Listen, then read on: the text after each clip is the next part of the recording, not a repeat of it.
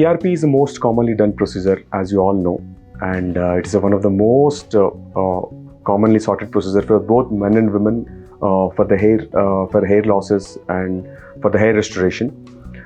Here comes the question: how much is the cost of it?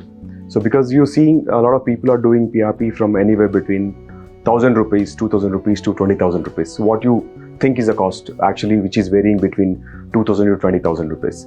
So it all depends on the technique what they are using, because sometimes PRP, if you do in a plain tubes, which is available in the labs, because people end up doing for the very low price, but the effectiveness of the total treatment actually will be very less, because the centrifugation and the separation of the platelets, so that will actually affect the entire outcome.